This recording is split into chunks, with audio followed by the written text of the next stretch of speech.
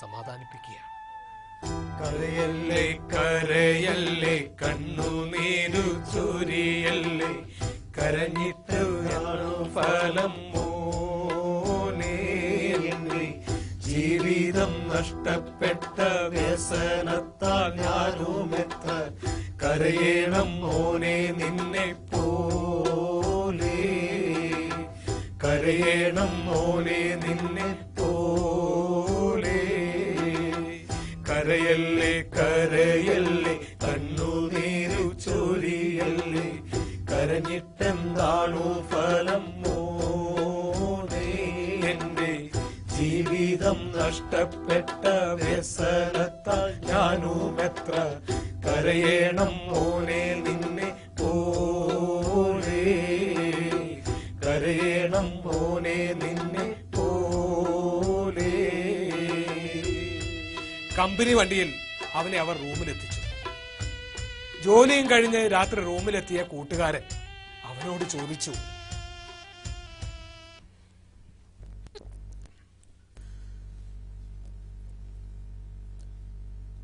എങ്ങനെ ഉണ്ടായിരുന്നടാ പുതിയ ജോലി?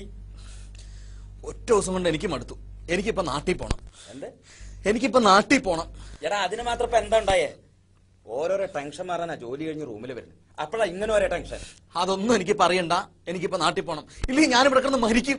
എടാ നിന്റെ ഒരു ഒറ്റ നിർബന്ധത്തിന് വിസ എടുത്ത് നിന്നെ ഇങ്ങോട്ട് കൊണ്ടുവന്ന് ഇവിടുത്തെ എല്ലാ കാര്യങ്ങളും നിന്നെ ഞാൻ അറിയിച്ചല്ലേ? അപ്പോഴും പറഞ്ഞാ ഞാൻ പോരണ്ടാന്ന്. അപ്പോഴും പറഞ്ഞില്ലേ പോരണ്ടാ പോരണ്ടാന്ന്, ആ പോരണ്ടാ പോരണ്ടാന്ന്.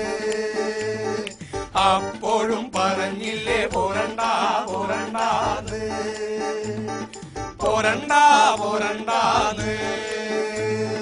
ഗൾഫുകാരൊക്കെയും നാട്ടില് വന്നിട്ട് ചെത്തി നടക്കണ കണ്ടിട്ട്, ചെത്തി നടക്കണ കണ്ടിട്ട് നിനക്കും അങ്ങനെ ചെത്തി നടക്കാൻ പൂതി വച്ചൊരു നേരത്ത്, പൂതി വെച്ചൊരു നേരത്ത് അപ്പോഴും പറഞ്ഞില്ലേ പോരണ്ടാ പോരണ്ടാന്ന്, ആ പോരണ്ടാ പോരണ്ടാന്ന്.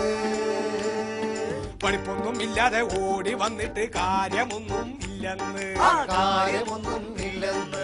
പണിയൊന്നും അറിയാതെ ഗൾഫിൽ വന്നാൽ തേരാപാര നടക്കൂന്ന്, തേരാപ്പാര നടക്കൂന്ന്. അപ്പോഴും പറഞ്ഞില്ലേ പോരണ്ടാ പോരണ്ടാന്ന്, ആ പോരണ്ടാ പോരണ്ടാന്ന്. അപ്പോഴും പറഞ്ഞില്ലേ പോരണ്ടാ പോരണ്ടാന്ന്, അന്നോട് പോരണ്ടാ പോരണ്ടാന്ന്. അപ്പൊ അന്ന് നീ അത് കേട്ടില്ല. ഇനിയിപ്പൊ എന്തായാലും വന്നു.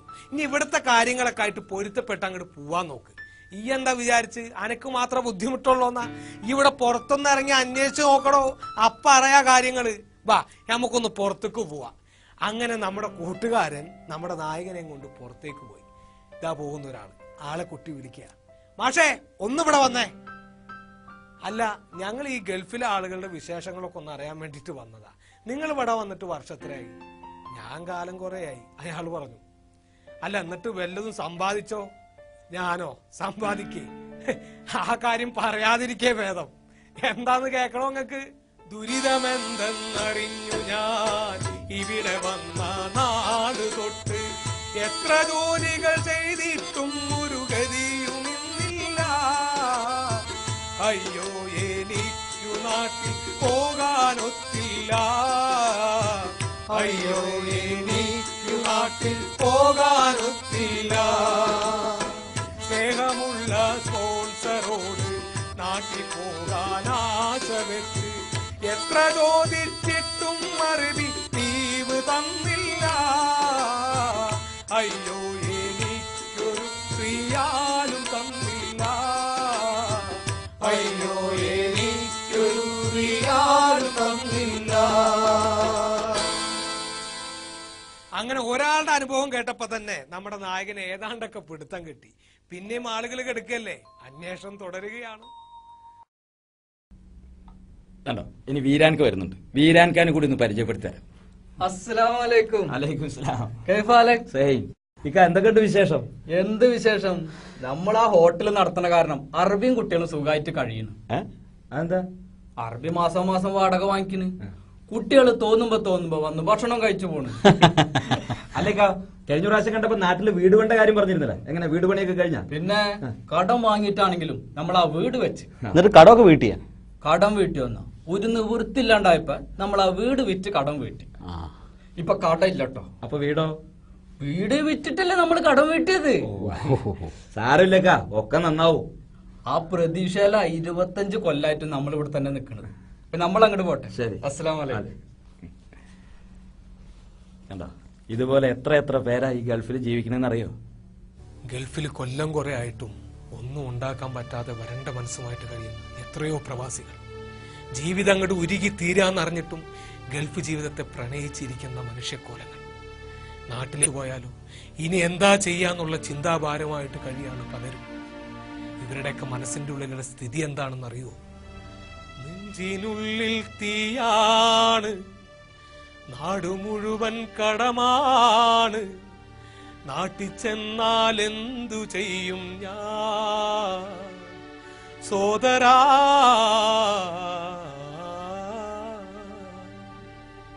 ഇതാണ് പലവരുടെയും സ്ഥിതി. ഇതിനു പുറമെ വേറെ ചിലവരുണ്ട് 19 കൊല്ലം ഗൾഫിൽ നിന്നിട്ട് ഇനി ഞാൻ ഗൾഫിലേക്കേ ഇല്ല എന്നും പറഞ്ഞ് നാട്ടിൽ വരണവര്. എവിടെ 2 കൊല്ലം കഴിയുമ്പോ പുതിയ വിസ എടുത്തത് ആ പോണു. പിന്നെ ഈ പോക്കിലെങ്കിലും ഒന്ന് നന്നാവണം എന്നാ മനസ്സിലെ. കഠിനാധ്വാനം ചെയ്യാൻ യാതൊരു മടിയില്ല. ഇക്കണ്ട കാലം ഗൾഫിൽ നിന്നിട്ട് ഒന്നും സമ്പാദിച്ചില്ല എന്ന് നാട്ടുകാര് പരിഹസിച്ചാലോ എന്ന് പേടിച്ച് നിൽക്കണവരും ഉണ്ട്. മറ്റു ചിലവരുടെ പരിപാടി എന്താണെന്നറിയോ? എല്ലാ വിഷമവും സഹിക്കാൻ കൂട്ടുകാരോടൊക്കെ ഒത്തുചേർന്ന് വെള്ളടിച്ച് ബോധം നശിപ്പിച്ച് കിടന്നുറങ്ങുക. വെള്ളടിച്ച് ബോധം നശിച്ചാൽ ആരും ഒന്നും അറിയില്ല എന്നല്ല ഇവരുടെ വിചാരേ. എവിടെ നിന്ന് നേരാവാനാ വെള്ളടിച്ച? പ്രത്യേകിച്ച് ഗൾഫില് നേരാവോ? മറ്റു ചില ആൾക്കാരുടെ പണി എന്താണെന്നറിയോ? കടം പെരുകി പെരുകി പെരുകി ഒന്നിനും പറ്റാണ്ടാവുമ്പോ ഒരു കഷ്ണം കയറെടുത്തിട്ട് ഇങ്ങനെ ഊഞ്ഞാലാടുക. അങ്ങനെ ഓരോരോ കഥകളും നമ്മുടെ കൂട്ടുകാരൻ നമ്മുടെ നായകന് പറഞ്ഞ് മനസ്സിലാക്കി കൊടുക്കുക. നീ എന്താ പറഞ്ഞത്? ജീവിതം അവസാനിപ്പിക്കുന്നത്. അതുകൊണ്ട് എല്ലാ പ്രശ്നങ്ങളും തീർന്നു എന്നാ നീ കരുതിയത്? എടാ, പ്രശ്നങ്ങൾ എല്ലാവർക്കും ഉണ്ട്. അതൊന്നും ഒളിച്ചോടുകയല്ല വേണ്ടത്. എന്നെ നോക്ക്, വലിയ വരുമാനമൊന്നും ഇല്ലെങ്കിലും ഉള്ള വരുമാനം കൊണ്ട് ഞാൻ സന്തോഷത്തിൽ ജീവിക്കുന്നത് നീ കണ്ടിട്ടില്ലേ? ഈ ഗൾഫിൽ പോയി കാശുണ്ടാക്കിയവരൊക്കെ സൂചിച്ചു കഴിയാന്നാ നീ കരുതി? പിന്നെ കാശുണ്ടാക്കി വീട്ടുകാരും വേണ്ട കൂട്ടുകാരും വേണ്ടാന്ന് കരുതി നെകളിച്ച് നടക്കണവരൊക്കെ ഉണ്ട്. ഒരൊറ്റ നിമിഷം മതി മോനെ എല്ലാം തകരാൻ. പണ്ട് മിനറൽ വാട്ടറിൽ കുളിച്ച് നടന്നവരൊക്കെ ഇന്ന് പച്ചവെള്ളം കുടിക്കാൻ ഗതിയില്ലാണ്ട് തെക്കും വടക്കും നടക്കുക. അതുകൊണ്ട് ഇല്ലായ്മയില് ദുഃഖിക്കാണ്ട് ഉള്ളത് കൊണ്ട് അഡ്ജസ്റ്റ് ചെയ്ത് ജീവിക്കുക. ഇപ്പൊ പറഞ്ഞു മനസ്സിലായല്ലോ? ഇനി മനസ്സിലായില്ലെങ്കിൽ നിനക്ക് നിന്റെ വഴി, എനിക്ക് എന്റെ വഴി.